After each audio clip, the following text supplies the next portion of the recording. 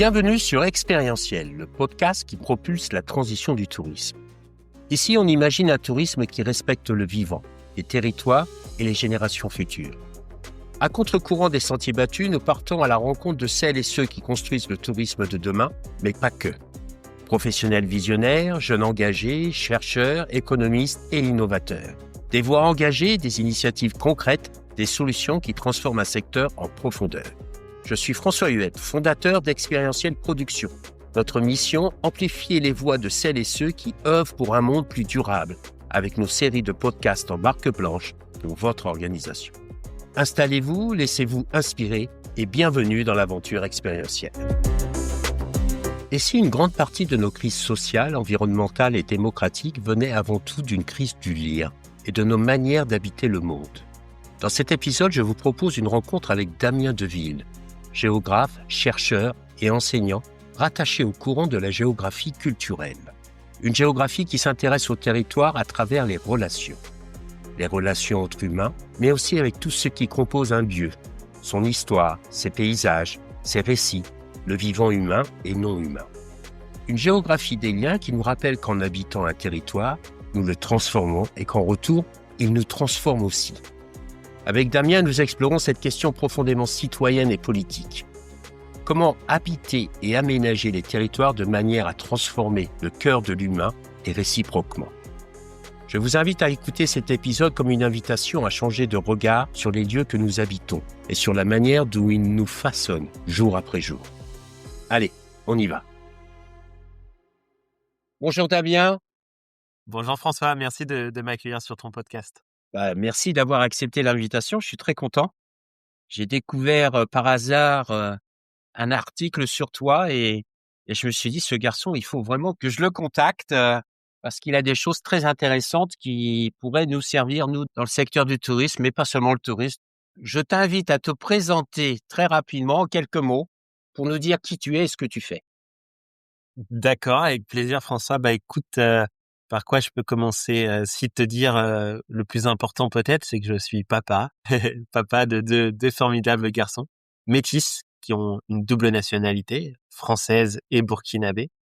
Ça peut paraître bête dit comme ça, mais j'ai évolué dans des métiers, notamment les métiers scientifiques, où les injonctions font qu'on n'a pas toujours beaucoup de temps à passer avec nos enfants. Moi, j'ai fait le choix inverse, que ça soit vraiment la priorité et que le reste passe finalement après. Et te dire que à la ville, sinon, je suis scientifique, effectivement, dans l'enseignement et la recherche, géographe, et j'appartiens notamment à un courant qu'on appelle la géographie culturelle. C'est pas très connu dit comme ça. Pourtant, beaucoup de géographes qui ont eu accès à une forme de postérité sont issus de la géographie culturelle. En disant ça, je pense par exemple à Élisée Reclus, à Paul Vidal de la Blache, à Christine Beaujeu-Garnier, des géographes comme ça. C'est une géographie qui s'intéresse au territoire, comme toute géographie. Tu sais, la géographie, c'est vraiment la graphie de la Terre, écrire la Terre, comme elle était hier, comme elle est aujourd'hui, comment elle peut être demain, pour répondre notamment aux enjeux contemporains. Et la géographie culturelle, elle a cette spécificité de s'intéresser donc au territoire, mais par les relations qu'on entretient les uns avec les autres. Entre humains d'abord, et avec tout ce qui peuple un territoire ensuite, son histoire, ses symboles, son paysage, ses récits, le non-humain, les manières de se projeter dans l'avenir. Si tu veux, la géographie culturelle, elle décentre un peu la discipline. On a tendance à définir la géographie comme une science des lieux. À l'aune de la géographie culturelle, elle devient aussi une science des liens. Et là où ça devient pertinent, c'est que, peut-être, en tout cas c'est une hypothèse qu'il y a au cœur de nos travaux, qu'une grande partie des crises sociales, environnementales, et j'ai envie d'ajouter aujourd'hui, des crises démocratiques, puisent finalement leur source dans une crise de lien, dans une crise de l'altérité et dans une crise de nos manières d'habiter. Et donc ça devient intéressant de voir comment la géographie culturelle peut aussi apporter des résultats et des réponses pertinentes aux enjeux de nos générations. Il vient d'où exactement cet intérêt pour les territoires? Ça a été quoi le déclic pour toi? Tu sais, c'est vrai que quand on aime toujours regarder son propre parcours en essayant d'y donner des significations par rapport à la situation dans laquelle on est aujourd'hui, mais on altère un peu le passé en faisant ça. On le fait parler au présent. En tout cas, moi, 2 éléments que je peux te donner avec objectivité. La première, c'est que j'ai grandi dans un milieu qui a nourri un peu cette sensibilité. Je suis un petit gars de la campagne et fier de l'être, voilà. et plus particulièrement un petit gars qui a grandi finalement dans deux formes de paysager, le sud des Yvelines et les pays de la Loire, les terres du Maine, Sarthe et Mayenne, qui ont quand même un point commun, c'est d'être des territoires peuplés par des arbres. Voilà, j'ai grandi à l'ombre des arbres et d'ailleurs c'est une présence qui m'est devenue nécessaire.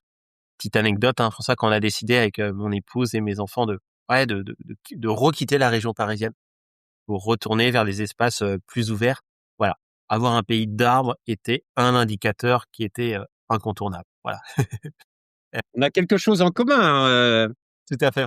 Tu disais que tu étais originaire de Fontainebleau, tu es également un enfant de la forêt, quoi. Voilà. Tu vois, là, je suis entouré d'arbres et j'ai besoin de ressentir la présence des arbres et de la forêt. Ça me fait beaucoup de bien, quoi.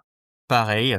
Et voilà, mes parents avaient aussi cette gourmandise hein, pour le jardinage, pour les voyages, pour la France des petits chemins secrets plutôt que la France des grandes villes. Donc effectivement, il y a eu cette sensibilité depuis l'enfance. Mais malgré tout, moi, j'ai commencé à me diriger dans mon parcours académique vers de l'écologie scientifique. Tu vois, j'imaginais ma vie aller protéger les grands animaux, je ne sais pas où, sûrement en Afrique, parce que quand on pense aux grands animaux, on pense à l'Afrique. Et j'ai réalisé un rêve de gosse puisque je suis parti en licence 3 à l'étranger, 8 mois, dans une équipe de rangers en Australie, pour travailler sur la protection des populations de koalas. C'était un rêve de gosse, hein, tu vois, les rangers qui me faisaient rêver sur France 5 quand j'étais petit, bah, j'étais avec eux en Australie. Alors, c'était un stage difficile, hein, notamment en termes de conditions physiques que je n'avais pas forcément à l'époque, que j'ai toujours pas trop d'ailleurs aujourd'hui. Mais ouais, donc voilà, c'était un stage difficile, mais justement, je pense que c'est aussi la difficulté de ce stage, le fait que il m'ait placé en situation de vulnérabilité physique, morale, sociale, puisque j'étais à 24 heures de vol de tous mes proches dans un pays où je maîtrisais mal la langue, mal l'anglais à l'époque. Et là-bas, effectivement, d'autres formes de réflexion ont commencé à grandir en moi, notamment parce que pour préserver les koalas, on choisissait de les séparer des activités humaines. Or, là où je vivais en Australie, dans le sud-est du Queensland, pour ceux qui connaissent, eh bien, certains koalas avaient des intérêts à vivre en zone périurbaine. Tu vois, avec un peu de chance, on pouvait les voir dans les jardins des particuliers. Ils avaient des intérêts à être là. On peut résumer, en somme, au fait qu'ils aient moins de concurrence avec les autres espèces de marsupiaux. Et bien sûr, ils avaient des contraintes à être là. Et ces contraintes, tu me vois venir, hein, c'est notamment l'impact humain, urbanisation des espaces, attaque de chiens domestiques, accidents de voitures, des jardins de plus en plus uniformisés. Au lieu de laisser des eucalyptus, on met des piscines et des terrasses très grandes. Voilà, un phénomène qu'on trouve d'ailleurs dans tous les pays occidentaux, y compris en France. Et du coup, la solution politique qui était portée par rapport à ça, c'était de déplacer les koalas et de les amener dans des zones réservées à leur protection. Mais ça, on observait que ça ne marchait pas, tout simplement parce que les koalas sont des animaux très territoriaux et dans un espace limité, ils commencent à se faire de la concurrence pour toutes sortes de choses, à commencer par la reproduction, entraînant des problèmes de consanguinité et du coup de perte de la diversité génétique. Or, quand on pense à la préservation des espèces, la diversité génétique est plus importante que le nombre d'individus lui-même pour penser la pérennité d'une espèce. Et puis, ça posait plein de questions anthropologiques, philosophiques. Le koala est un animal présent de partout dans les imaginaires australiens. Équipe de foot, logo institutionnel, dessins animés pour enfants, bandes dessinées, etc. Et pourtant, cette coexistence avec le koala est refusée. Au nom de quel discours, à partir de quelle rhétorique? Celle de leur propre protection. Enfin, là, pour moi, dans ma tête, il y a quelque chose qui collait pas. Je me suis dit, c'est une forme d'hypocrisie géographique, morale et politique envers le koala. Et du coup, en Australie, voilà, une nouvelle question a commencé à grandir en moi qui était de me dire, et si au lieu de séparer finalement l'humain et le koala, hein, il fallait pas rassembler et réfléchir aux règles de la coexistence, réfléchir à la relation à l'autre. Et quand tu penses ce couple, relation et vivant finalement, ça invite un personnage central dans l'équation que sont les territoires. Pourquoi? Parce que, tu sais, il y a cette échelle qu'on peut un peu dessiner à la main comme ça sur une carte, hein, où le vivant s'exprime, où le vivant déborde, où tu vois nos arbres poussent, où on côtoie la forêt, où on fait grandir nos enfants, où l'oiseau fait son nid, où on structure nos activités professionnelles et économiques, où on structure notre famille, où on enterre aussi nos proches. Il y a les deux extrémités de la vie comme ça, qui se vivent et qui percutent les territoires. Et donc je me suis dit que pour penser la relation à l'autre, il fallait forcément penser les territoires. Donc en revenant en France, je me suis dirigé vers la géographie. C'est comme ça que je suis passé de l'écologie scientifique, la science des écosystèmes, à la géographie culturelle, la science des lieux et la science des liens. Alors, la première question, c'est quoi un territoire et comment on le définit? Ouais, c'est très compliqué à définir. C'est vrai que ça a fait couler beaucoup d'encre et peut-être te dire, François, en interlude, c'est que j'utilise un peu le terme de territoire par défaut, voyant bien aussi toutes ses limites dans la manière dont il a été utilisé en sciences, dont il peut être utilisé dans l'agora publique, dans le débat public. Mais c'est parce que j'ai pas encore trouvé mieux, justement. J'ai Mmh. pas encore trouvé mieux pour exprimer ce que je vais te présenter. Pour moi, un territoire, c'est quoi? C'est, comme je te disais, cette échelle où on structure nos relations quotidiennes. Il y a un livre fondateur qui a été écrit par un géographe culturel qui s'appelle Armand Frémont, qui était normand, et qui, justement, pour essayer de définir quel était cet espace du quotidien, il a croisé des analyses spatiales de géographie, comme on fait classiquement dans notre discipline, et puis des analyses en psychologie sur la manière qu'avaient les humains d'intérioriser l'enfance, la vie d'adulte, la vieillesse, et puis la mort. C'est ultra original. C'était le premier un peu à avoir fait ça, avoir croisé géographie et psychologie. Il ressort de ses travaux, justement, que l'espace qu'on s'approprie au quotidien, c'est ce qu'il appelle la région. Le reste étant plutôt de l'ordre de l'extraordinaire, de l'ordre de l'exceptionnel. Alors la région, c'est quelle échelle sous la plume de Frémont? Ça a bien sûr rien à voir avec les régions telles qu'on les a aujourd'hui dans le découpage administratif français. Ce serait plutôt, lui il vivait en campagne, donc ça serait plutôt l'échelle de l'intercommunalité en campagne, du bassin de vie finalement en campagne. À l'échelle d'une ville moyenne, ce serait la ville moyenne et les villages autour, quoi. Sa toute proche campagne dans son ensemble. À l'échelle d'une grande métropole, ce serait plutôt aujourd'hui, voilà, une poignée d'arrondissements qui composent ces grandes métropoles. Et donc pour moi, le territoire, c'est ça. C'est l'échelle vraiment de la relation quotidienne. Et dès lors, comment il se travaille ce territoire, comment il évolue? Bah toujours par une forme de rencontre, finalement, entre des singularités locales, paysagères, historiques, climatiques, culturelles, et les populations qui vivent au quotidien dans ce territoire, et qui, par leur histoire entrelacée, vont changer ce territoire à leur tour. Il y a une belle phrase qui vient du géographe Augustin Berg, qui était très influent pour moi, hein. Alors, il est pas très connu du grand public, François, Augustin Berg, mais je peux te dire qu'en géographie culturelle, il a été inspirant. J'aime bien dire souvent, tu vois Gandalf dans Le Seigneur des Anneaux, et ben, Augustin Berg, pareil en géographie culturelle. Et Augustin Berg, il a cette phrase très belle, il dit que l'être se crée en créant son milieu. C'est cette idée toute simple de dire au fond, en habitant un lieu, on va le cultiver, on va l'aménager, on va le modifier, et que dans cet exercice même de métamorphose, on va se changer en retour. On va changer nos manières d'être, nos manières de penser, nos manières d'agir et nos manières de se projeter dans l'avenir. Voilà. C'est dans cette réciprocité, Mmh. dans la manière dont on change un territoire et dont le territoire nous change, que la géographie se fait et que nos espaces vécus se modélisent et nous font grandir d'une certaine manière. Et dès lors, je finirai par là, ça ouvre une question citoyenne qui est, je crois, incroyable, qui est de se dire, au fond, comment on peut aménager, habiter les territoires pour transformer le cœur de l'humain et vice-versa. Quel imaginaire peut nous composer, quel récit pour métamorphoser nos manières d'aménager et d'habiter les territoires.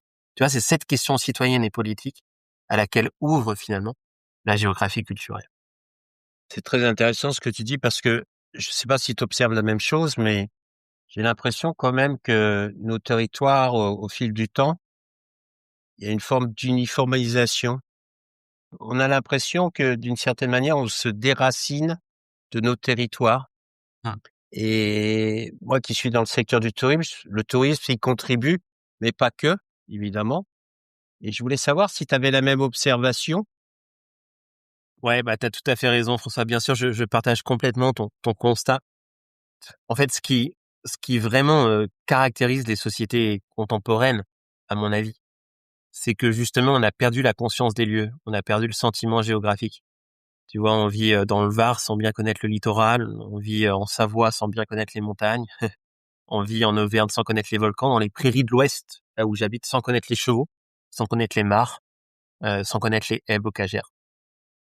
Et que cette déconnexion, finalement, comme je disais, est en partie la source des crises écologiques et sociales, tout simplement parce que on protège, ou du moins on préserve que ce qu'on aime, on aime que ce qu'on connaît, et on connaît que ce qui nous a été préalablement enseigné. Or, on n'enseigne plus tellement la diversité des lieux, quoi. Et cela à toutes les échelles. C'est le cas finalement un petit peu à l'école, où on fait peu ou pas parler les territoires dans lesquels on habite. C'est le cas dans les politiques publiques. J'y reviendrai juste après, François. Mais qui ont eu tendance, au fil du temps, à spécialiser les territoires en faisant toujours des pots cassés. Mais c'est le cas aussi dans la fabrique des imaginaires. Les imaginaires qui nous composent aujourd'hui, qui ont tendance à voiler ou à essentialiser, mais c'est une autre forme d'uniformisation, la diversité des territoires. Et ça, il suffit d'aller dans une librairie ou d'aller au cinéma pour s'en rendre compte. Au cinéma, la plupart des films se passent dans les grandes villes. Et comme la France reste, malheureusement à mon sens, un pays très centralisé, la plupart des films se passent à Paris ou dans sa proche banlieue. Pareil en librairie. Si on prend les romans à succès, des auteurs comme Marc Lévy, par exemple, Guillaume Musso, etc., la plupart de leurs intrigues se passent dans les grands centres urbains, de New York, de Madrid, de Paris. Ça peut paraître anecdotique, dit comme ça. Mais qu'est-ce que ça crée? Ça crée une non-représentativité culturelle et démocratique de ce qui compose pourtant les 3/4 de notre pays. Et lorsqu'on n'est pas représenté dans la fabrique des imaginaires, on a parfois du mal à s'approprier des futurs désirables dans les territoires dans lesquels on a pourtant choisi d'être. On se sent à l'arrière-train, finalement, de la marche républicaine, de la flèche du temps, de ce qui compose un petit peu le progrès. Et donc, il y a un immense enjeu, effectivement, à remettre en diversité notre fabrique des imaginaires, à repeupler nos cartes, à remettre en mots, à remettre en images, à remettre en récits et en perspective cette altérité proche, tout ce qui compose nos territoires, qui a été voilé au fil du temps et qui demande aujourd'hui d'être dévoilé pour mieux vivre ensemble, tout simplement, quoi. En fait, ce qu'il faut retenir de cette fresque très synthétique que je viens de te raconter, c'est qu'uniformité et précarité dans les territoires sont toujours les deux temps d'un même processus. Uniformité et précarité se conjuguent. Voilà. Et dès lors, la question qui se pose, c'est comment on peut faire pour réparer ces précarités? Et peut-être en misant sur l'exact inverse de l'uniformité. Et cet inverse, c'est quoi? C'est la diversité. Et comment on est la diversité dans les territoires? Toujours de la relation à l'autre, en fait. Toujours de cette petite histoire entrelacée qui vont façonner des événements. Ces événements vont réveiller des grands moments et ces grands moments vont influencer l'évolution d'un territoire ou d'une société. C'est comme ça qu'une civilisation se bâtit même au fil du temps. C'est par une somme de relations, par une somme d'histoires entrelacées. Donc voilà ce qui nous attend en fait, en termes de politique publique, y compris dans le tourisme à mon avis, c'est de revenir à la relation à l'autre et à toutes les opportunités qu'ouvre cette relation à l'autre. C'est très intéressant ce que tu dis. Alors, on a parlé du constat, c'est bien, mais qu'est-ce qu'on pourrait faire pour contribuer justement à la renaissance des territoires et à la reconnexion avec les habitants, avec le vivant, avec la relation à l'autre, pour arrêter d'avoir peur de l'étranger? Et l'étranger, on a l'impression que c'est la personne qui vient en vacances chez nous, par exemple, et qui est français comme nous ou quoi que ce soit. Comment on fait? C'est une bonne question, François. Je sais pas si j'ai bien sûr toutes les clés de réponse. C'est très systémique. En tout cas, ta question montre comment les territoires sont carrefour, en fait, de tous les enjeux qui traversent l'agora publique actuellement, de tous les enjeux qui structurent le débat contemporain. Et qu'en fait, à partir de chaque lieu, il est possible de penser le monde. À partir de chaque lieu, il est possible de porter le monde. Et d'ailleurs, petite parenthèse, c'est une caractéristique de la géographie culturelle. C'est au fond d'abord de réexpliquer les territoires dans toute leur diversité et complexité. On connaît plus très bien là où on habite. Donc la géographie culturelle part de ce principe qu'il faut retourner à la monographie, qu'il faut retourner au paysage.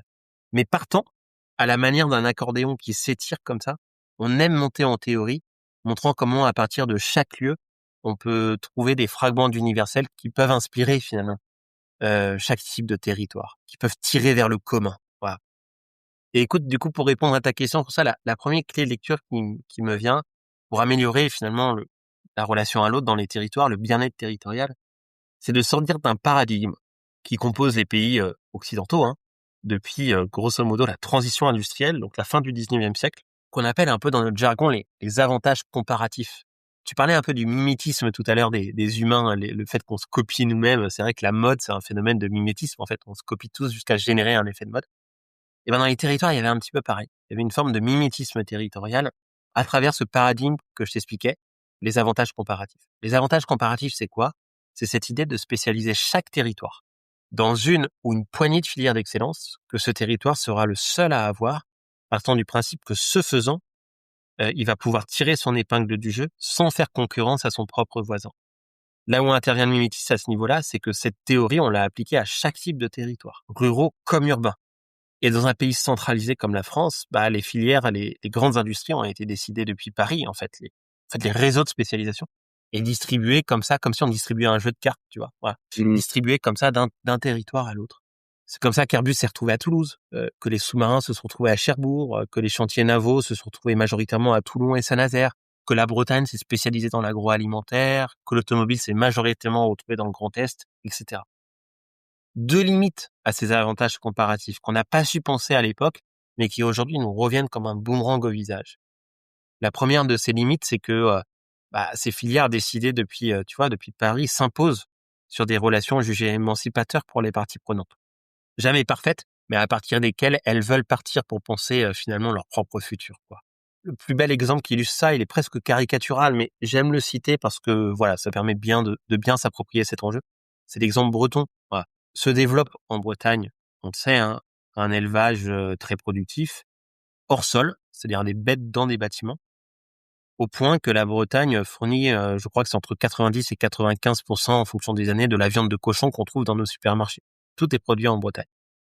Et pourquoi ces élevages se sont concentrés en Bretagne? Non pas par intérêt agronomique, puisque par définition c'est hors sol. Simplement par la proximité avec les industries agroalimentaires et les ports d'export, parce que Paris a préalablement choisi de spécialiser la Bretagne dans le tissu agroalimentaire.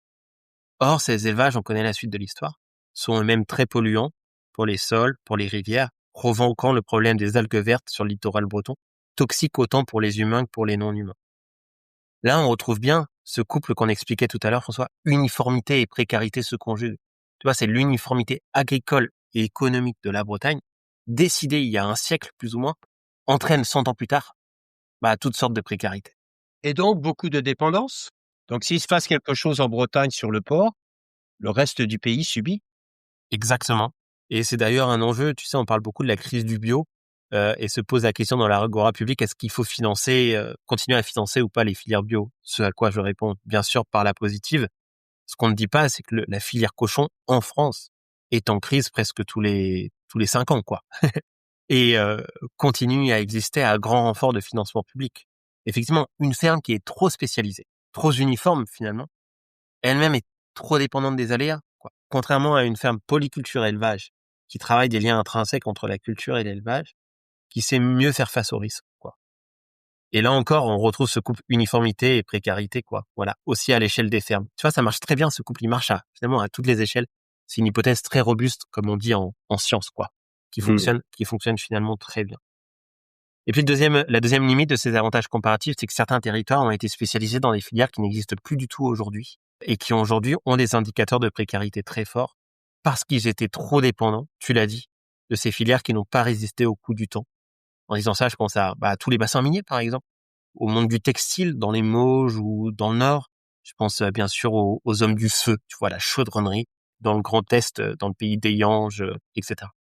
Alors là, je t'ai donné des exemples passés, François, mais cette théorie j'étais un peu long dessus, pardonne-moi, mais cette théorie des avantages comparatifs, elle est toujours très pratiquée aujourd'hui dans notre propre territoire. Deux exemples parmi d'autres.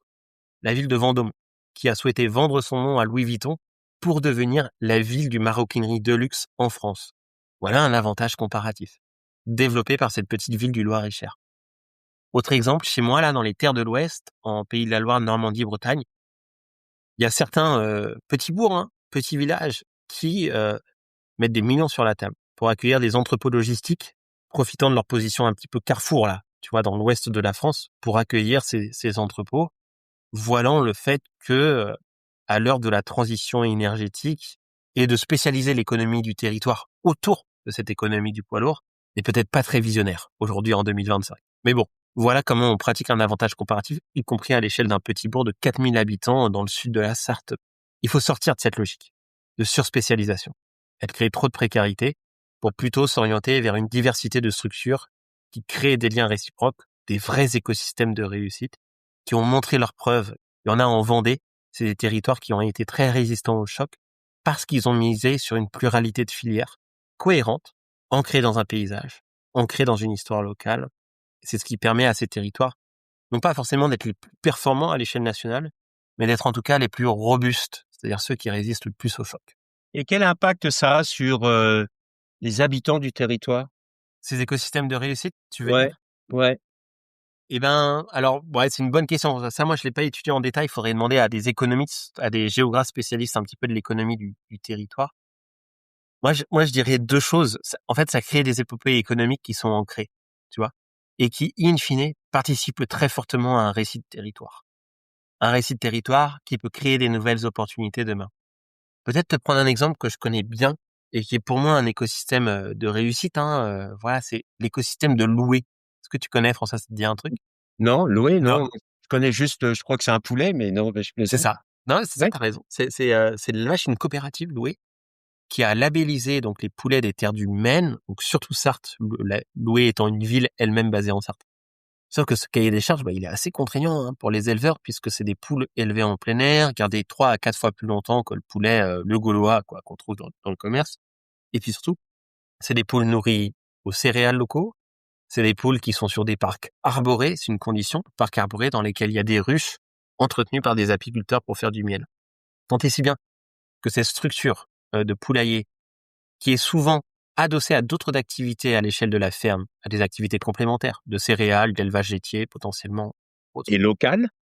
et locales, ont participé d'une part à renforcer le modèle économique des fermes elles-mêmes, leur capacité à résister aux chocs par leur diversification, à recréer du lien entre des différents acteurs du territoire, paysagistes qui pensent les parcs à poules, ou en tout cas conseillers agricoles, apiculteurs, entre éleveurs et céréaliers potentiellement, créant ainsi un écosystème de réussite, tu vois, à l'échelle locale. Et puis surtout, le Maine, tu sais, certains géographes l'appelaient déjà il y a 100 ans le pays de l'arbre. J'étais retrouvé sur un manuscrit là que j'avais lu au Prytanée de la Flèche, un livre qui était écrit dans les années 1920 si ma mémoire est bonne. Et l'auteur formule cette très belle phrase, il dit « Le Maine, le pays de l'arbre, virgule, percute en son est la Beauce, le pays où il n'y en a pas d'arbres. » C'est magnifique cette phrase. Et c'est vrai que quand tu prends le TGV depuis Paris pour aller en Bretagne, par exemple, pour des vacances, tu traverses le Maine. Tu traverses la Beauce, puis la Sarthe, puis la Mayenne. Voilà. Et cette limite, 100 ans plus tard, est toujours prodigieuse entre les terres céréalières de la Beauce où il n'y a pas beaucoup d'arbres, et puis tu arrives vers Montmirail, là, la première ville sartoise, de nouveau l'arbre est là, alors même que les politiques de remembrement sont passés par là, sont passés par les terres du Maine aussi, mais d'une certaine manière, on ressent quand même cet héritage qu'est le pays de l'arbre. Et comme dans les élevages de loués, on impose des parcs arborés, c'est un tissu d'élevage qui participe à aggrader le milieu, c'est-à-dire à améliorer la qualité écologique du milieu et les récits géographiques qui y sont associés. Tant et si bien qu'aujourd'hui, il y a des acteurs de la Sarthe qui mobilisent dans leur récit, tu vois, dans leur image de territoire, ce lien à l'arbre, tu vois, renforcé par cette coopérative agricole. Est-ce qu'on n'est pas dans une démarche un peu régénérative? Je sais qu'on en parle beaucoup du régénératif en ce moment. Est-ce que, justement, de s'impliquer sur le tissu local, sur l'identité du local, mais aussi de favoriser des impacts positifs, aussi bien sur le vivant que sur l'humain, sur l'économique, etc. Est-ce qu'on n'est pas un peu dans une démarche régénérative? Bah si, tout à fait. En fait, c'est quand un territoire régénère, dans tous les sens du terme, ses propres conditions d'habitabilité, c'est un gros mot, mais qu'on génère toujours des nouvelles opportunités. Et ça en renvoie à quelque chose de très important à mon avis, François. C'est une question qui est au cœur de mes recherches, que j'aime bien mobiliser, qui a grandi à un moment autour de deux terrains. Premier, très rapidement, c'est en Cévennes. Tu sais, j'ai fait ma thèse de doctorat en Cévennes, sur la ville d'Alès notamment. Et les Cévennes, c'est un territoire magnifique, on le sait, patrimoine mondial de l'UNESCO, pour sa biodiversité, mais qui est pourtant aujourd'hui en danger puisque les Cévennes ne sont plus habitées. Du coup, le milieu se referme et ce qui était avant une mosaïque paysagère devient une forêt. Une forêt, c'est intéressant d'un point de vue écologique, mais c'est moins diversifié que lorsqu'on a forêt, prairies, zones humides, châtaigneraies, terrasses de pierres sèches pour des cultures maraîchères, etc. Deuxième exemple, j'ai eu la chance de rencontrer un homme au Burkina Faso qui a été prix Nobel de l'alternative. Il s'appelle Yacouba Sawadogo. C'est un peu dur à retenir quand on n'a pas l'habitude, des typologies un peu africaines. Et cet homme, il est plus connu dans le débat public pour être l'homme qui arrêta le désert. C'est comme ça que les médias ont parlé de lui quand il a reçu son prix Nobel. Très rapidement, son histoire, Dans les années 80, son village est rattrapé par des vents chauds, provoquant une sécheresse majeure. Tous les villageois, ou presque, partent pour aller chercher dans la grande ville les espoirs d'une vie meilleure. Il reste, il se met à planter des arbres. Alors, ce qui est intéressant d'une part, et ça rejoint tes propos, François, sur un peu les héritages d'un pays, c'est qu'en fait, il n'a pas planté des arbres n'importe comment. Il a planté des arbres en réconciliant les différents types de savoirs qui pétrissaient son milieu, des savoirs traditionnels, des savoirs scientifiques venus d'ailleurs, un peu universels, puis des savoirs un peu culturels et spirituels, vu que Yacouba est musulman et animiste, les deux, comme c'est souvent le cas en Afrique de l'Ouest. Il a puisé aussi dans les formes de sagesse, d'enseignement qu'il pouvait tirer de ces deux religions pour penser sa forêt. Pendant 40 ans, il a planté. Résultat des courses, aujourd'hui en 2025, l'oiseau, la biche, est revenu. Les villageois se sont réinstallés. On entend de nouveau les enfants chanter dans les rues, les griots faire des spectacles, les forgerons teinter l'enclume. Et il y a même des paysans qui profitent du microclimat de cette forêt pour de nouveau cultiver le manioc, cultiver le sorgho et vivre décemment de leur métier, pouvant de nouveau s'habiller, envoyer leurs enfants à l'école, etc.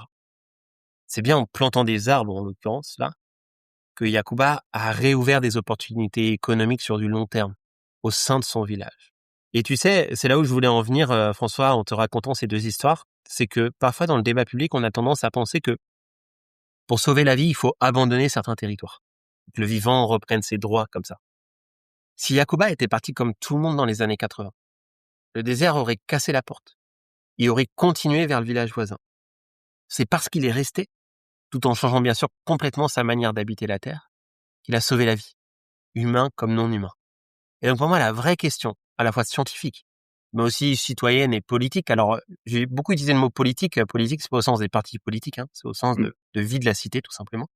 Pour moi, la vraie question, c'est pas tellement de savoir où c'est qu'on peut habiter, où c'est qu'on ne peut pas habiter, mais c'est plutôt de se dire comment vivre dans chaque territoire pour en respecter les grands équilibres écosystémiques, voire pour améliorer ce territoire au fil du temps, pour aggrader, voilà, pour qui c'est le contraire de dégrader, pour améliorer les conditions d'habiter de ce territoire au fil du temps. Et poser la question comme ça nous percute pas mal en France, ça nous bouscule parce c'est l'inverse des recettes toutes faites. Or, comme on l'exprimait au début de notre échange, en France, on est un pays très centralisé et donc on aime bien les recettes toutes faites. Les avantages comparatifs, c'est une recette toute faite. Voilà, par exemple. La métropolisation, c'est une recette toute faite. Voilà. Au contraire, poser la question en ces termes, ça demande de comprendre un territoire dans toutes ses singularités et d'essayer de placer ces singularités au cœur des modèles de développement. Décentralisation et vivant, humain comme non humain, ce sont des combats frères en fait. On ne peut pas penser l'un sans l'autre. Et quand je parle de décentralisation, on entend moins bien. Hein. J'entends pas simplement un nouvel agencement des compétences entre État et collectivité. Tu vois, les débats un peu chiants qu'on entend parfois. Chiants mais nécessaires. Non, je te disais, c'est une décentralisation au sens le plus épais du terme. C'est-à-dire retrouver la capacité que des lieux grandissent en nous pour pouvoir mieux les porter. Voilà. Et donc, à ta question, quelle solution on fait pour mieux habiter ensemble? Voilà un chantier. C'est-à-dire faire l'effort que les savoirs géographiques réinfluencent nos vies, tout simplement. Et là, toutes les parties prenantes de la société peuvent être mobilisées. Ça passe par l'art, ça passe par la littérature, par le cinéma, par ta démarche hein, aussi, François, par ton podcast. Ça passe par une nouvelle manière de construire. Ça passe par réembocager un petit peu les territoires, retrouver de la complexité paysagère. Ça passe aussi par des perspectives, à mon avis. Tu sais, à l'époque de l'Antiquité, par exemple, on savait bien théâtraliser un peu l'espace, avec des perspectives, avec des vues sur le temple, et puis des arbres, etc. Mais aujourd'hui, on pourrait très bien aller vers une théâtralisation du territoire qui ne le muséifie pas, c'est-à-dire qui catalyse la relation, quoi. Ça, c'est tout à fait possible. Voilà, c'est un peu tous ces tiroirs qu'il faut ouvrir en même temps et auxquels il faut essayer de répondre pour faire de chaque lieu, c'est ce que je dis souvent, c'est un peu mon adage, pour faire de chaque lieu, enfin, une terre de relation. Je pense qu'il y a un point de vigilance à avoir dans comment tu as dit, Théâtralisation, ouais. tu vois, il y a des mots comme ça qu'on n'arrive pas à dire. C'est de ne pas folkloriser. C'est-à-dire de dénaturer la sincérité, l'origine, les racines de ces actes. Je pense que c'est important aussi. Ah, t'as Et tout à fait raison. Ouais. je sais que tu es pas familier avec le monde du tourisme, mais à ton avis, quel rôle le tourisme pourrait jouer parce que on vend pas une destination, on vend pas une culture, on vend plus du produit principalement. Et puis, les points de différenciation, comme tu dis, il y a beaucoup de concurrence, hein, ça se ressemble quand même pas mal. C'est assez uniformisé. Donc comment on pourrait faire, nous, dans le tourisme pour changer ça? Comment contribuer, préserver cette diversité territoriale, cette singularité, cette identité? Tu l'as dit, hein, je suis pas un expert du tourisme. Alors peut-être que des gens qui sont professionnels de ça, en nous écoutant, vont trouver que mes mots sont des banalités sans nom. Ouais, mais je trouve que c'est bien, au contraire, d'avoir un regard extérieur. C'est Ouais. ça aussi l'objectif du podcast, c'est de nous ouvrir les chakras, nous ouvrir les esprits et d'avoir des Ouais. regards extérieurs pour nous permettre d'avancer. Écoute, ouais, bah écoute, à l'aune des différentes hypothèses là qu'on a déployées ensemble, pour moi, un tourisme sain, si j'élargis un peu la problématique à celle du tourisme, c'est d'une part un tourisme qui propose des expériences relationnelles au sein d'un territoire plutôt que des expériences de consommation. Et ces expériences relationnelles, autant avec l'humain, les gens qui y habitent au quotidien, que avec tout ce qui peuple le territoire par ailleurs. Et puis la deuxième vertu du tourisme, c'est qu'il y a une dynamique de redistribution pour ceux et celles qui vivent sur place, mais pas n'importe quelle redistribution. Une redistribution qui va dans le sens de l'amélioration des conditions d'habitabilité du territoire. Donc tu vois, déjà, poser ces deux hypothèses, ça change pas mal à mon avis. Si tu veux, ça n'oppose pas les acteurs, les deux clés de lecture que je te propose entre, tu vois, les petits et les gros, entre guillemets. C'est plutôt que chacun change un peu sa propre perspective territoriale. Effectivement, à partir du moment où on pense un territoire par la relation à l'autre, ça veut dire que ce territoire, il n'est pas fixe. Il est toujours en évolution. Et ça fait du bien de se le dire un bon coup, parce qu'on peut être tenté de mettre les territoires sous cloche, y compris d'un point de vue touristique. Je vais te donner un exemple qui m'avait marqué il y a quelques années. C'est l'exemple de la ville d'Amboise, magnifique Amboise. C'est le château de François Ier sur les bords de la Loire, le château de Léonard de Vinci. Il y a de la vigne, il y a des maisons troglodytes, il y a un patrimoine qui est grandiose. C'est une ville bien vivante, hein, Amboise. Il y a des gens qui y vivent au quotidien et c'est une ville, à mon avis, où on y est bien. Là où le bas blesse, c'est que dans les politiques publiques, le récit qui a été porté autour de la ville d'Amboise était finalement uniquement ancré autour du château de François Ier. Dans les documents de communication, dans les images qui pouvaient être valorisées par les pouvoirs publics eux-mêmes à l'extérieur, dans la manière dont a été raconté le territoire sur les places parisiennes, etc. Le problème, c'est quand on va en Amboise, ce château, déjà, il n'est pas accessible au quotidien par les personnes qui vivent sur place parce que l'entrée est payante. Elle n'est pas donnée. Voilà. Donc, quand on vient visiter Amboise en tant que touriste, bien sûr, on y passe. Quand on vit à Amboise au quotidien, certaines personnes me disaient le château, on y va une fois tous les 3 ans et puis c'est tout, quoi. Voilà. Et pourtant, tout le récit de la ville est ancré autour de ça. Donc, en fait, on a un récit de la ville qui est destiné à des gens qui ne vivent pas sur le territoire, au détriment des gens qui sont là et qui auraient tellement à apporter au territoire si on savait regarder ces personnes autrement. Voilà. Et donc, il y a un enjeu, voilà, à défixer le tourisme pour qu'il serve aussi la vie locale. Et j'ai presque te donné le contre-exemple, alors que j'ai pas très bien étudié, ça va paraître anecdotique, mais pour moi, c'est un exemple qui allait un petit peu dans ce sens. C'est à Nantes. Pareil, il y a le château des Ducs de Bretagne au cœur de Nantes, hein, qui est magnifique, qui se visite. Et pourtant, une grande partie de ces espaces sont ouverts aux populations qui vivent sur place. Les douves ont été transformées en jardins publics. Et sur les remparts, ils avaient fait des toboggans pour les enfants. Voilà comment la patrimonialisation d'un site, en fait, d'uniformiser un territoire en termes de récit et en termes de perspective économique, il catalyse la relation au quotidien. Voilà, à mon avis, aussi comment le tourisme doit se penser. Tu as mentionné plusieurs fois le mot Afrique. Oui. Ton épouse est africaine Oui, du Burkina Faso, pour être précis. et tu as été, à mon avis, influencé par, l'Afrique, et je voudrais savoir de quelle manière, une rencontre humaine ou non humaine a profondément marqué ta manière de penser quand tu as été en Afrique et quand tu as vécu en Afrique? Bah, c'est une très bonne question, François. Merci pour ça. C'est d'ailleurs la première fois qu'on qu'on me la pose. Enfin, qu'on me la pose en ces termes, en tout cas. Donc, je te remercie pour ça. C'est une très, très belle question. Parce que j'ai l'impression quand même que tu es tombé un peu amoureux de l'Afrique. Oui, oui, oui. En tout cas, c'est une terre qui a beaucoup composé ma vie. J'ai fait le choix de me faire naturaliser d'ailleurs. Je suis moi-même franco-burkinabé. Même si à l'heure où je te parle, pour des raisons évidentes, pour ceux qui connaissent un peu la sous-région, On ne peut plus y aller à notre grande tristesse. Écoute, je dirais ce qui m'a marqué, François. Alors moi, j'ai vécu en Côte d'Ivoire et au Burkina Faso.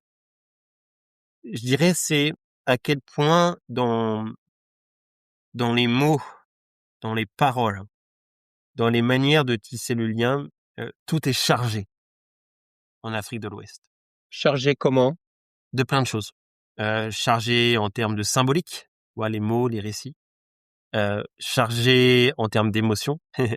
Chargé aussi en termes de perspective. Voilà. D'ailleurs, tu sais, petite anecdote, cette perspective des mots chargés m'a ressauté au visage lorsque j'ai passé du temps avec Yacouba Sawadoko pour écrire un livre sur son histoire. Tu sais, Yacouba était un homme de peu de mots aussi parce qu'il était âgé. Mais chacun de ces mots, tu pouvais écrire presque un livre, quoi. Tellement il pouvait déployer à la manière d'un grand harlequin comme ça. Et tout l'effort de ce livre, ça a été de détisser sa pensée sans non plus sans trop l'altérer, en tout cas, Mmh. sans la déformer. Et puis c'est une langue qui est très métaphorique. On parle en se racontant des histoires en Afrique de l'Ouest. Et ça a énormément influencé ma propre géographie. Je pense que c'est en vivant en Afrique et en retournant d'Afrique que ma géographie a puisé aussi, hein, dans les mondes de la métaphore, du conte, dans les mondes de la poésie. Alors sans me dire moi-même poète, attention, hein, ce serait très présomptueux de ma part et je ne le pense pas. Mais oui, j'écris une géographie sensible et je pense que c'est vraiment l'Afrique qui m'a mis sur cette voie. Et on sent que à travers les mots que tu utilises, ils sont choisis. Il y a un côté poétique aussi. Il y a un côté même, je dirais même un peu romantique. Ouais. Heu, Tu nous emmènes dans un voyage. Oui, tu as raison, François. Bah oui, oui, mais ça c'est l'influence de ma vie en Afrique de l'Ouest, c'est clair. Et puis le deuxième grand enseignement que je peux te partager, François, ça va peut-être te toucher. Tu me disais en off que une partie de ton héritage, même si tu te sens bien là où t'es, une partie de ton héritage est restée du côté de Fontainebleau. Tu sais, j'ai découvert cette pensée en Afrique de l'Ouest sur l'appartenance des territoires. Je me suis rendu compte que ce qui caractérisait une appartenance, c'est non pas le fait d'avoir 3 générations au cimetière, mais c'est le fait qu'un territoire nous inspire au quotidien et guide nos pas. Il y a un penseur qui s'appelait Kwame Nkrumah, ghanéen, qui avait cette très belle phrase. Il disait: «On n'est pas africain parce qu'on est né en Afrique, on est africain parce que l'Afrique naît en nous». Cette phrase, elle Mmh. est magnifique. Ceci étant dit, l'appartenance est néanmoins pas un chemin tout rose. Je crois au contraire que on appartient à un territoire qu'à partir du moment où l'on ressent un tiraillement, une forme de champ de bataille intérieur entre le territoire tel qu'on le rêve et tel qu'il est vraiment, entre les amis qu'on souhaite et les amis qu'on a, entre ce qu'on imagine un peu pour notre vie, tu vois, des épopées de cap et d'épée, et nos gestes quotidiens qui sont malgré tout très anodins, entre les arbres qu'on aime et ceux qui sont coupés, entre bon. Tu vois, ce tiraillement, c'est ce qui nous fait dire chaque jour, ce territoire, je l'aime, je vais le porter jusqu'au bout, et qui nous fait dire presque dans la phrase d'après, ou penser la minute d'après, mince, qu'est-ce que je fais là, demain je pars. Tu vois ce que je veux dire? C'est Mmh. quand on ressent ce tiraillement entre ces deux pôles finalement, qu'on appartient vraiment à un lieu, puisque sa complexité grandit en nous au quotidien. Appartenir, c'est chaque jour aimer, et c'est chaque jour trahir. Et c'est l'Afrique de l'Ouest qui m'a appris ça, qui m'a appris cette complexité de l'appartenance. Tu parles d'une nouvelle sagesse qui est fondée sur la relation. Kezako, qu'est-ce que ça veut dire? Est-ce que c'est un résumé de tout ce qu'on vient de parler maintenant? Ou est-ce que c'est quelque chose encore, un peu plus profond qui peut peut-être entrer dans une forme de spiritualité? Oui, ça peut rentrer dans une forme de spiritualité dans le sens où nous sommes les héritiers d'un socle philosophique. Et tu sais, nos matières d'agir et de penser sont toujours héritées d'un socle philosophique. Notre socle philosophique, nous occidentaux, il est composé de plein de choses, dont les religions monothéistes, pardonne-moi. Et ces religions, elles sont basées sur une distanciation de l'homme à son milieu. C'est Moïse et les 10 commandements, les religions monothéistes. Et ces 10 commandements, ce sont des injonctions de l'humain que par rapport à lui-même. Tu feras ci, tu ne feras pas ça, tu ne tueras point, tu prendras soin de ton prochain. Ce n'est en aucun cas des injonctions de l'humain par rapport au milieu dans lequel il évolue, par rapport finalement à l'environnement qui l'entoure. Donc bien sûr, il y a à transformer un peu ce socle philosophique finalement pour aller vers de nouvelles manières d'agir et de penser. Mais je dirais que ce que j'appelle relation dans mes travaux, dans la lignée d'autres, je suis pas le seul, c'est plutôt une posture au fond. Une posture qui est de se dire qu'on va essayer de réveiller les opportunités qui naissent du lien dans les territoires, puisqu'en géographie, 1 + 1, ça n'a jamais fait 2. Voilà, ça donne un résultat qui est largement supérieur à la somme des parties. Je vais te donner un exemple très simple pour illustrer ça. Un humain plus un chien, par exemple, en soi, ça ne fait pas 2, tu vois. L'amitié rajoute un 3, les souvenirs rajoutent un 4. Ça crée du temps lorsqu'on aménage son emploi du temps pour être avec l'autre, pour être avec cette altérité-là. Ça a créé de l'espace lorsqu'on change son appartement, sa maison, son jardin, peu importe, pour pouvoir vivre, voilà, avec cette altérité également. Bref, ça crée un monde de possibles, d'engagement, de soins, euh, de sollicitude mutuelle, qui est propre à ces 2 individus. Imagine dès lors ce qu'il est possible de faire à l'échelle des territoires entre une multitude d'humains d'un côté et une multitude de non-humains de l'autre. Ça ouvre plein de possibles, dont des possibles pertinents pour répondre aux crises que nous traversons. Tu vois, c'est à ce regard, à ces nouvelles lunettes au fond, dans les manières d'habiter, que couvrent les chemins de la relation. Ça nous fait changer un peu notre manière de percevoir ce qui nous entoure et donc notre manière de nous y engager dans ce qui nous entoure. Autrement dit, tu parlais de sagesse.